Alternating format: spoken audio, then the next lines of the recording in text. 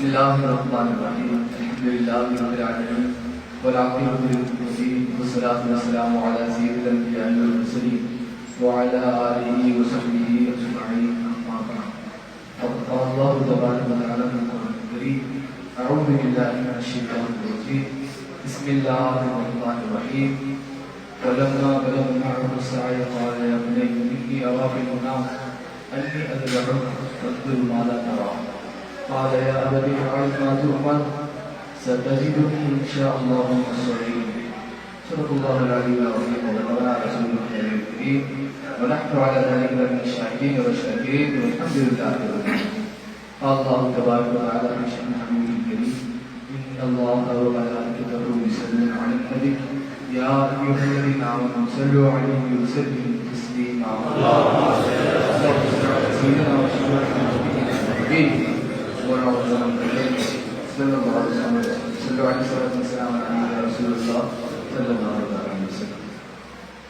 معزز حاضرین، اللہ تبارک و تعالیٰ کا تشریف رسانی، اللہ تبارک و تعالیٰ میں زمین فضل کرم سے حضور علیہ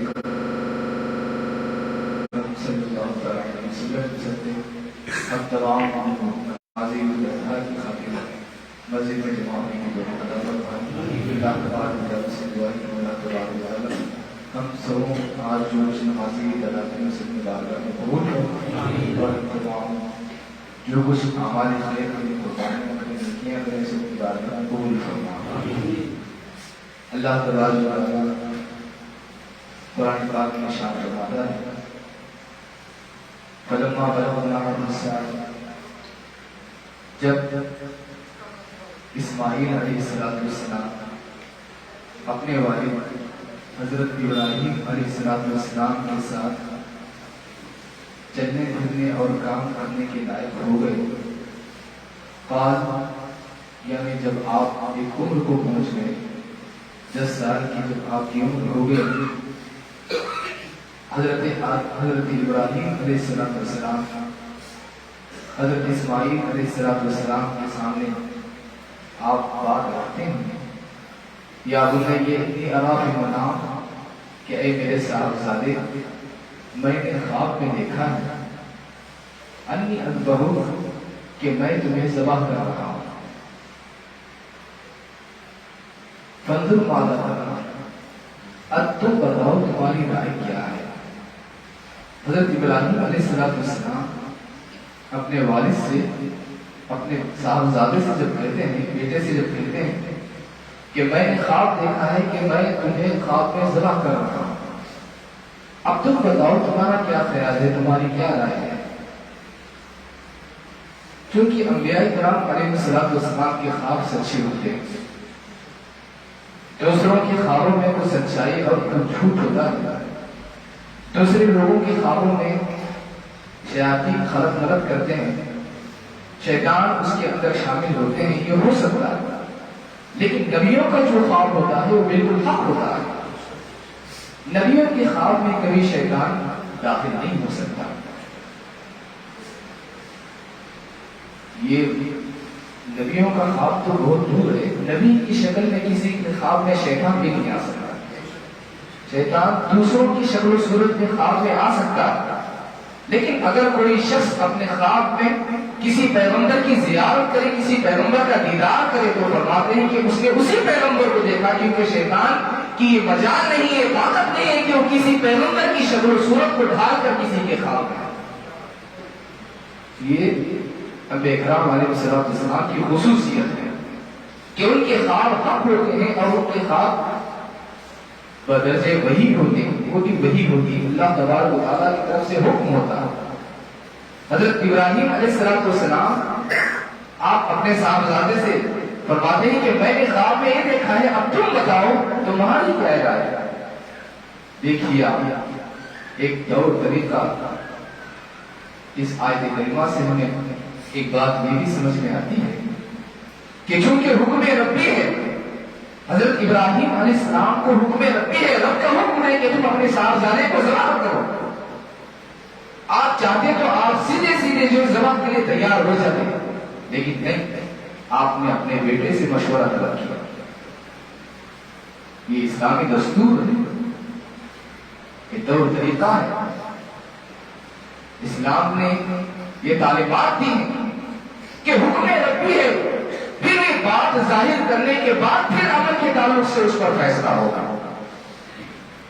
چونکہ آپ کو وہ کام کرنا ہی تھا، لیکن آپ نے اپنے صاحبزادے سے بھی اس بات کے تعلق سے آپ نے مشورہ طلب کیا کہ تمہارا کیا خیال ہے.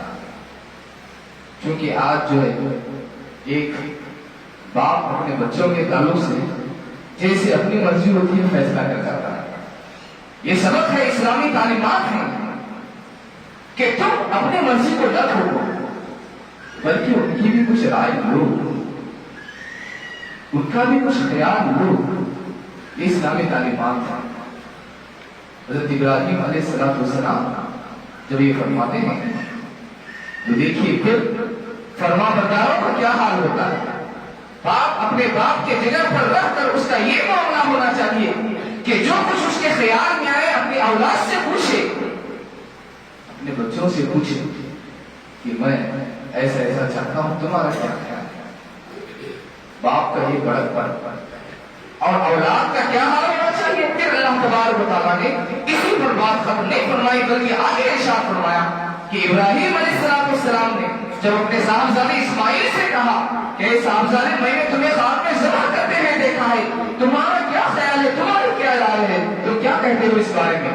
حضرت اسماعیل علیہ السلام باپ کے سامنے سر جھکاتے ہیں اور عرض کرتے ہیں قال یا ابت افعل ما تؤمر، اے والد گرامی آپ کر جائیے جو کچھ آپ کو رب تبارک و تعالیٰ نے حکم دیا ہے، جو آپ کو حکم دیا گیا ہے آپ اس پر عمل کیجیے، میرا کوئی اعتراض نہیں.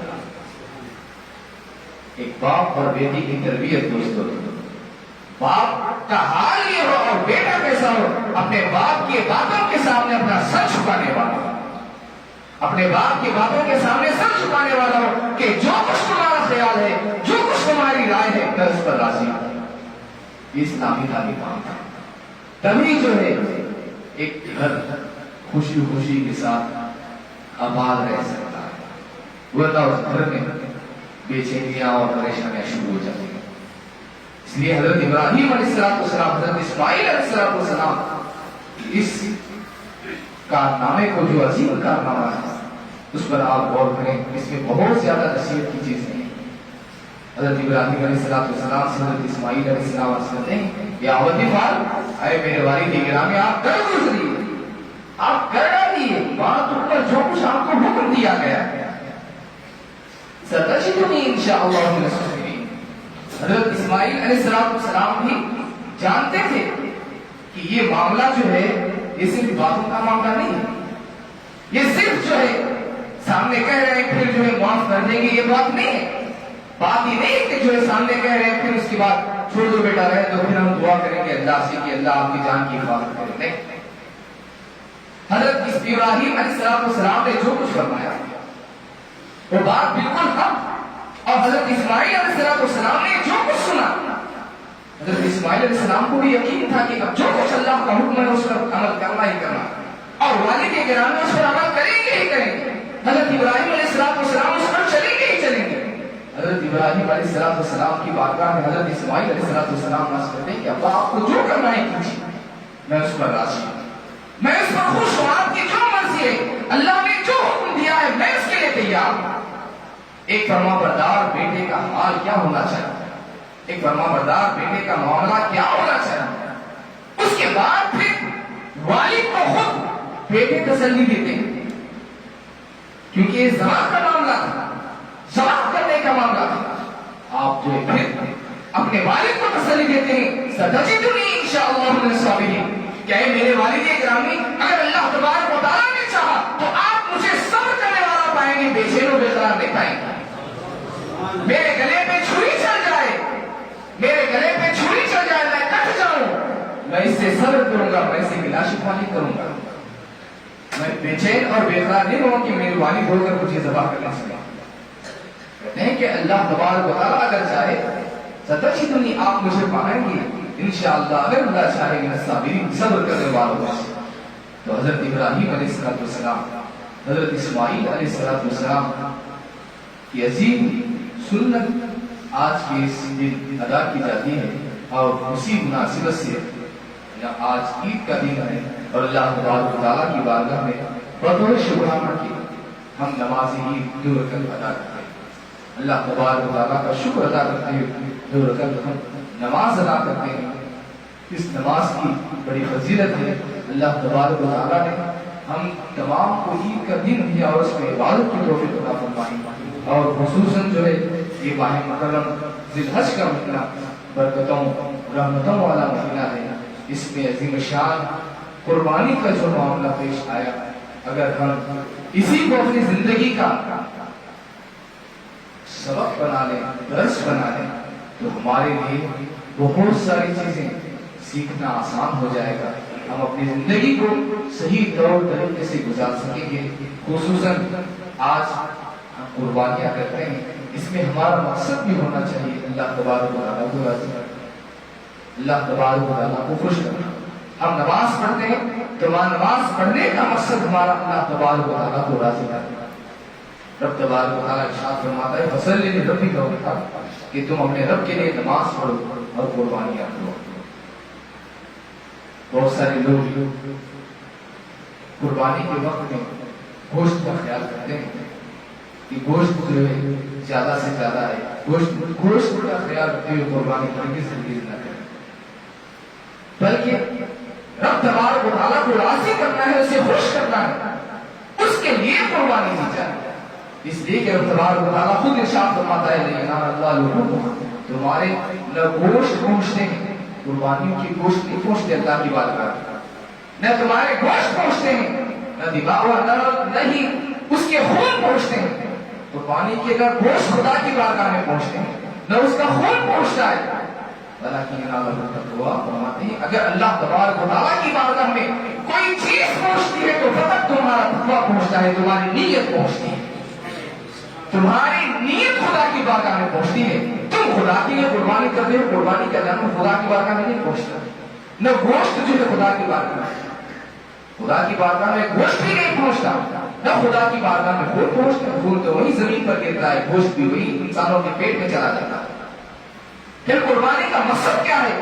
اللہ تبارک و تعالیٰ ارشاد فرماتا ہے وَلَٰكِنْ يَنَالُهُ التَّقْوَىٰ، بات یہ ہے کہ اس قربانی کے ذریعے سے تمہارے گوشت اور خون خدا کی بارگاہ میں نہیں پہنچتے، تمہاری نیت خدا کی بارگاہ میں پہنچتی ہے، تمہارا تقویٰ خدا کی بارگاہ میں پہنچتا ہے۔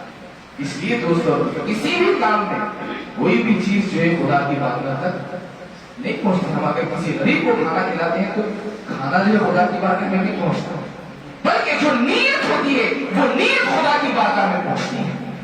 ہمارا جو مقصد ہوتا ہے اس مقصد کا فیصلہ خدا کی بارگاہ سے آتا ہے۔ یہی ایک چیز ہے، بہت سارے مسائل سے حل ہوتے ہیں۔ 11 شریف کھانا نہیں پہنچتا وہ خدا کی بارگاہ میں، اگر باتیں کرتے ہیں تو کھانا نہیں پہنچتا، میٹھا وہاں تک نہیں پہنچتا۔ کوئی یہ کہے کہ فاتح اللہ رہے کھا رہے ہو، قربانی اللہ کے لیے کر رہے ہو، تم کھا رہے ہو گوشت، یہ عقل مندوں کی بات ہے، سمجھ کی ضرورت ہوتی ہے دوستوں۔ اللہ تبارک و تعالیٰ خود فرماتا ہے کہ تمہارا کوئی چیز، نہ تمہارے گوشت نہ جو ہے نہ ہی خون خدا کی بارگاہ میں پہنچتے ہیں۔ اگر خدا کی بارگاہ میں کوئی چیز پہنچتی ہے تو فقط تمہارا تقویٰ پہنچتا ہے، فقط تمہاری نیت پہنچتی ہے۔ اسی طرح ہر ایک نیک کام جو کچھ تم خدا کے لیے کرتے ہو، جو کچھ تم خدا کے لیے کرتے ہو، اس سے تمہاری نیت خدا کی بارگاہ میں پہنچتی ہے۔ وہ بیٹو ان جیسا کا تیسا خدا کی بارگاہ میں نہیں پہنچتا۔